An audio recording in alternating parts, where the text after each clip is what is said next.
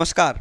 आज की इस वीडियो में हम बात करने वाले हैं कि आपका रजिस्ट्रेशन के बाद आप क्या कर सकते हैं, रजिस्ट्रेशन के बाद क्या प्रोसेस आपकी रहने वाली है। काउंसलिंग प्रोसेस की बात करेंगे, पूरी ए टू जेड हम जानकारी बात करेंगे। डॉक्यूमेंट कौन कौन से आपके लगने वाले हैं। 12th अगर आपने अभी अभी पास की है तो 12th की मार्कशीट आप कैसे करिएगा। आपके अगर कोई का मूल सर्टिफिकेट या फिर मूल निवासी नहीं है, कास्ट सर्टिफिकेट में प्रॉब्लम आ रही है, तो आपके जितने डाउट्स हैं ना, डॉक्यूमेंट को लेकर फोटो कॉपी लेकर जानी है या फिर ओरिजिनल लगेगी, टीसी कहीं और फंसी हुई है लेकिन हमें अभी टीसी लग रही है या टीसी लगेगी भी नहीं, ये सारी चीज़ों की हम बात करेंगे। पूरे डाउट आपके क्लियर हो जाएंगे। दोस्तों, ये वीडियो आपके लिए बहुत ही इंपॉर्टेंट होने वाला है, इसलिए चैनल को सब्सक्राइब प्लीज़ कर लीजिएगा। नमस्कार, मैं हूं समीर विश्वकर्मा। पिछले 3 सालों से आपको पीएटी और एग्रीकल्चर एग्जाम्स की जानकारी देते आ रहा हूं एग्री एम्पायर पर, इसलिए आप बिल्कुल ट्रस्ट कर सकते हैं। तो सबसे पहला हमारा प्रोसेस रहेगा काउंसलिंग प्रोसेस। उसको हम देखते हैं। दोस्तों, काउंसलिंग प्रोसेस में सबसे पहले क्या है, पहला आप पॉइंट देखेंगे, online profile creation, registration and non refundable fee payment. ठीक है, जो कि आपने कर चुके हैं। जो होता क्या है कि आप यहाँ पर क्या होता है कि देखो, ऑनलाइन रजिस्ट्रेशन जो कि आपने कर चुके हैं, आपने फीस पेमेंट कर दी, रिफंडेबल कर दिया है ना। नॉन रिफंडेबल फीस आपने लगभग 1000 में भी की होगी पेमेंट। ठीक है, ऑनलाइन पेमेंट। तो आपका पहला वाला यहाँ पर जो स्टेप है वो कंप्लीट हो चुका है। दूसरे वाले स्टेप की तरफ मैं आगे देखता हूँ तो लिखा हुआ है document verification at the designated verification centre. यानी कि इसका हिंदी अर्थ क्या होता है, आपको ऐसे कुछ सेंटर आपको बताए गए हैं जहां पर आपको डॉक्यूमेंट वेरिफिकेशन करना है।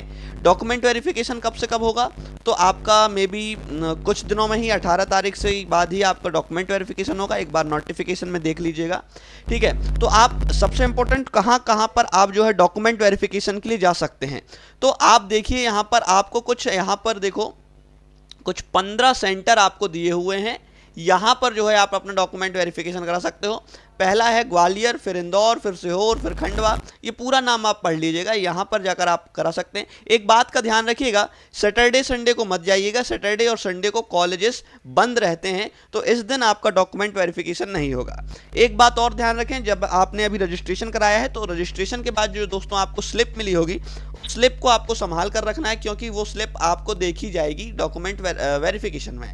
अच्छा, ये भी हम बात करेंगे कि आपका ओरिजिनल लगने वाला है या फिर डुप्लीकेट, या यानी कि फोटोकॉपी। तो इस पर भी हम चर्चा करेंगे वीडियो के आगे, तो वीडियो को लास्ट तक जरूर देखिएगा। अगर वीडियो पसंद आ रही तो एक लाइक कर देना।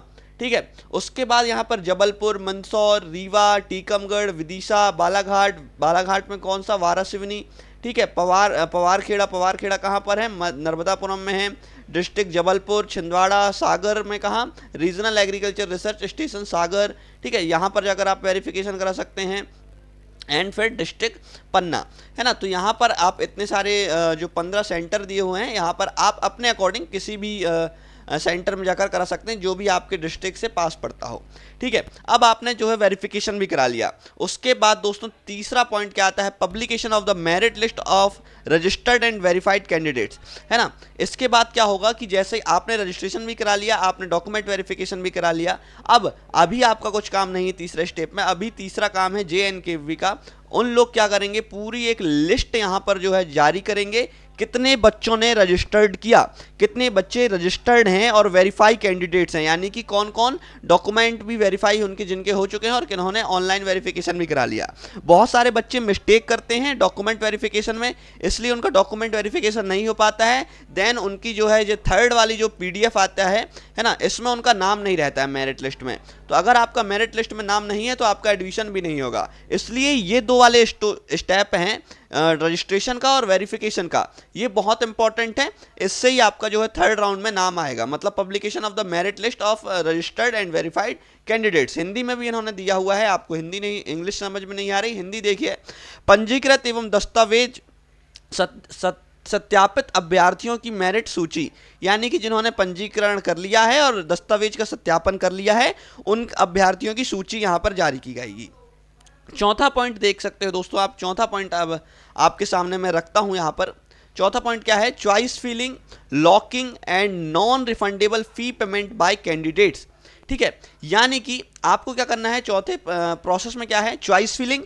यानी कि प्रेफरेंस लिस्ट आपको भरनी है कि आपकी कौन सी प्रेफरेंस है, आपकी रैंक, आपकी कैटेगरी, आपकी ओवरऑल रजिस्ट्रेशन, आपका कितने नंबर ऑफ स्टूडेंट ने इस बार पार्टिसिपेट किया, कितने नंबर ऑफ स्टूडेंट ने रजिस्ट्रेशन किया, है ना।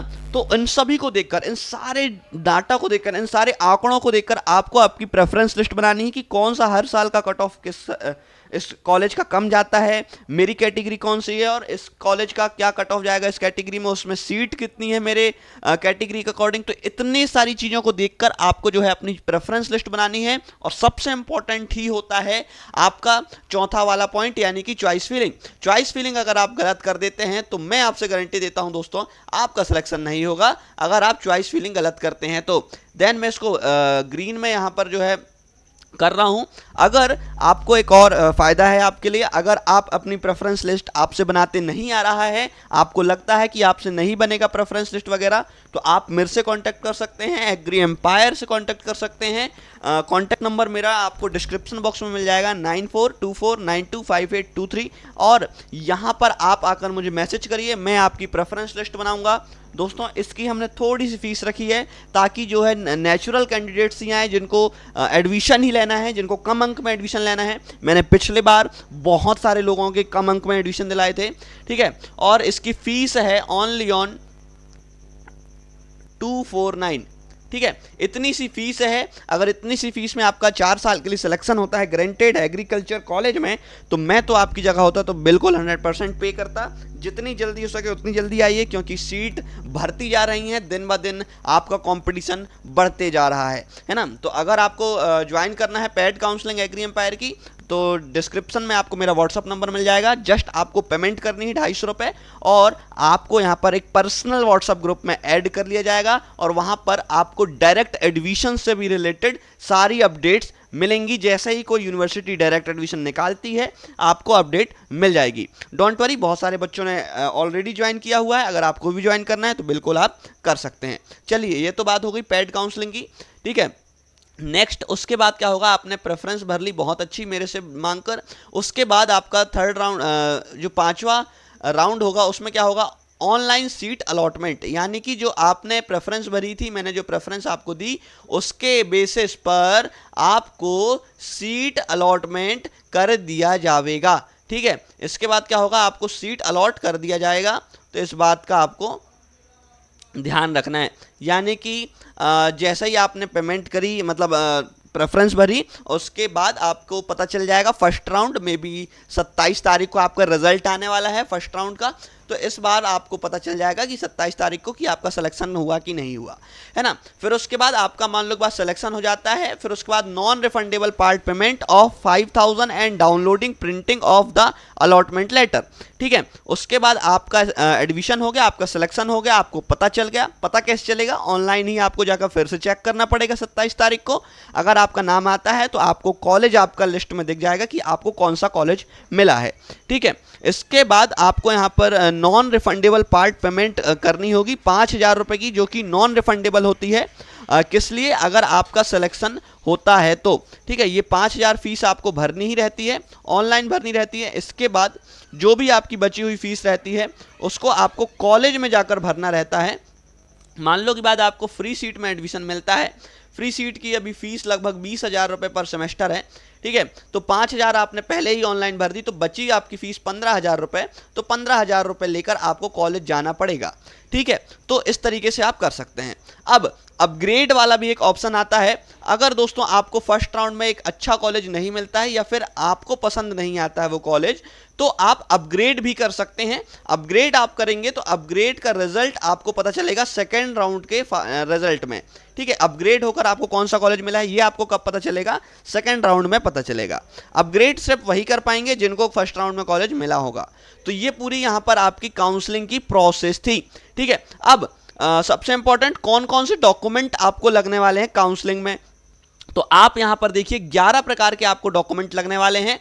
कौन से, आपको डॉक्यूमेंट वेरिफिकेशन में, तो यहां पर हिंदी और इंग्लिश दोनों में ही इन्होंने दिया हुआ है, ठीक है। देखो यहां पर लिखा हुआ है डॉक्यूमेंट वेरिफिकेशन, ठीक है। Document verification after registration candidate must report to designated verification centre to get their document verified according to the list provided below. यानी कि यहाँ पर जो लिस्ट आपको प्रोवाइड की गई है इसके अनुसार आपको अपने डॉक्यूमेंट लेकर जाने हैं, और कहाँ पर जाने हैं मैंने आपको बता दिया। और फिर उसके बाद आपको जो है क्या कर दिया जाएगा, बता दिया जाएगा कि आपके डॉक्यूमेंट वेरीफाई कर दिए जाएंगे। अगर आपके पास सारे डॉक्यूमेंट होंगे तो आपको डॉक्यूमेंट वेरिफिकेशन की स्लिप दे दी जाएगी आप जहां भी जाएंगे। सबसे पहला डॉक्यूमेंट का नाम क्या है, पंजीकरण फॉर्म स्लिप। यानी कि अभी आपने जो रजिस्ट्रेशन किया है उसको मैंने कहा था ना संभाल कर रखना, यही आपका पंजीकरण प्रमाण स्लिप है या फिर फॉर्म स्लिप है, आप हिंदी में इंग्लिश में देख सकते हैं। ये देखिए रजिस्ट्रेशन फॉर्म स्लिप, आप इसको संभाल कर रखें, ये आपको लगेगा ताकि उनको पता चल पाए कि आपने रजिस्ट्रेशन भी किया है।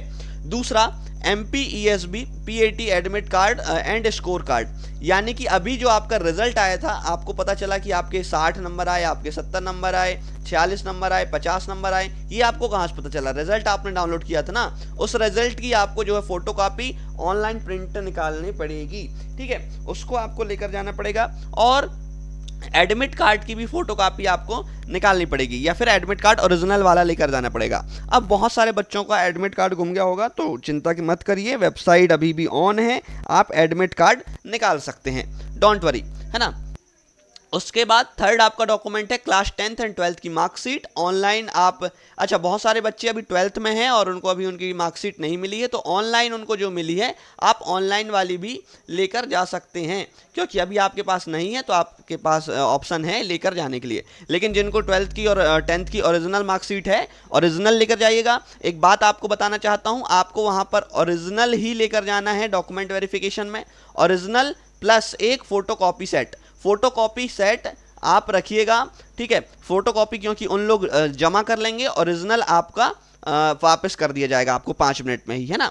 फोर्थ आपका डॉक्यूमेंट है गैप सर्टिफिकेट इफ एप्लीकेबल। यानी कि अगर आपका गैप हुआ है, मान लो कि बात 2024 में आपका जो है क्या निकला, 12th निकला, और 25 में आपने कुछ नहीं किया और 26 में आपने एग्जाम दिया था, तो जो 25 है 2025 उसका गैप सर्टिफिकेट आप बनवाइएगा। किसी भी कोर्ट में चले जाइए, स्टाम्प पेपर 150-200 रुपये का आप लीजिए, और उसमें आप लिखवा सकते हैं किस कारण से आपने गैप किया, या फिर आपका गैप रहा है तो आप बिल्कुल गैप सर्टिफिकेट बनवा सकते हैं, बिल्कुल आसानी से बन जाता है गैप सर्टिफिकेट भी, है ना। उसके बाद पांचवा आपका डॉक्यूमेंट है MP डोमिसाइल सर्टिफिकेट, यानी कि मध्य प्रदेश का मूल निवासी प्रमाण पत्र। बहुत सारे बच्चे अभी 18 पार नहीं हुए होंगे, अगर आप 18 के नहीं हैं तो आपके पिताजी का मूल निवासी आपका लग जाएगा। अगर आप 18 से ऊपर हैं तो आपका खुद का मूल निवासी लगेगा। दोस्तों इस बात का ध्यान रखिएगा, ठीक है। बहुत सारे बच्चे मूल निवासी में कंफ्यूज होते हैं, तो अगर आप 18 से कम हैं तो आपके पापा का मूल निवासी लगेगा, और आपके पापा का जो मूल निवासी है उसमें आपका नाम भी लिखा होना चाहिए, नहीं तो भी आपको भगा दिया जाएगा वहाँ से, ठीक है। तो आपके पापा यानी कि पिताजी के में मूल निवासी जो है, अगर आप कम हैं 18 से, ठीक है, तो आपके पिताजी का मूल निवासी लगेगा और उसका नाम आपका नाम होना चाहिए, ठीक है। 18 से ऊपर हैं आप तो आपका खुद का मूल निवासी लगने वाला है, ठीक है। नेक्स्ट सिक्स्थ आपका कौन सा सर्टिफिकेट है, caste certificate OBC SC ST। अगर आप OBC SC ST में हैं तो जनरल वालों को कास्ट सर्टिफिकेट बेसिकली नहीं लगता है ना, तो जाति प्रमाण पत्र आप लेकर जाइएगा। Okay, next economically weaker section EWS certificate issued by the competent authority if applicable. अगर आप EWS से हैं और EWS सर्टिफिकेट है तो ठीक है, नहीं है तो कोई भी प्रॉब्लम नहीं आएगी, ठीक है। ओके, नेक्स्ट डॉक्यूमेंट है इनकम सर्टिफिकेट, यानी कि आय प्रमाण पत्र OBC EWS candidate issued by a competent authority. यानी कि फालतू की अथॉरिटीज़ वाले की आपको लेकर नहीं जाना है, आय प्रमाण पत्र आप ऑथराइज्ड लेकर जाइएगा। 3 साल तक वैलिडेट रहता है मे बी यहाँ पर मेरे ख्याल से, है ना। तो 2026 चल रहा है, 2023 के पहले का अगर आपका आय प्रमाण पत्र है तो वो आपका नहीं चलेगा। 2023 के बाद वाला जो है आप आय प्रमाण पत्र लेकर जाइएगा, तभी आपका वेरिफिकेशन हो पाएगा, ठीक है। नेक्स्ट डॉक्यूमेंट की बात करता हूँ, पर्सनल विद डिसेबिलिटी सर्टिफिकेट। अगर आप दिव्यांग हैं, है ना, कोई चोट दिव्यांग है आप या डिसेबल पर्सन है तो आप लेकर जा सकते हैं, ठीक है। तो अगर आप डिसेबल हैं तो बिल्कुल आप लेकर जाइए सर्टिफिकेट, नहीं है तो कोई प्रॉब्लम नहीं। नेक्स्ट फ्रीडम फाइटर, है ना, अगर आप फ्रीडम फाइटर हैं, सैनिक कोटा से अगर आपका कोई बिलोंग करता है तो आप जो है सर्टिफिकेट लेकर जा सकते हैं, नहीं है तो कोई बात नहीं। ओके, नेक्स्ट फार्मर कृषक सर्टिफिकेट। अगर आपने फॉर्म फिलअप करते समय कृषक सर्टिफिकेट लगाया था और है ना, तब आप लेकर जाइएगा। लेकिन अगर आपके पास सर्टिफिकेट है और आपने उस समय नहीं लगाया था तो मत लेकर जाना, डोंट वरी, कोई दिक्कत नहीं होगी। बाकी इतने डॉक्यूमेंट आपको लगने वाले थे, है ना, और ये सारी चीज़ें हैं, और बाकी सारी चीज़ें मैंने आपको पहले के वीडियोज़ में बता चुकी हैं। बाकी अगर ज़्यादा बताऊंगा तो वीडियो बहुत लंबा हो जाएगा। दोस्तों, अगर आप यहाँ तक देख रहे हैं इसका मतलब कुछ तो है आपके में, तो वीडियो के एक लाइक जरूर कर दीजिएगा। बाकी मिलते हैं नेक्स्ट इंपॉर्टेंट, बहुत ही इंपॉर्टेंट वीडियो के साथ। तो चलिए, जब तक चैनल को आप सब्सक्राइब जरूर कर दीजिएगा। धन्यवाद।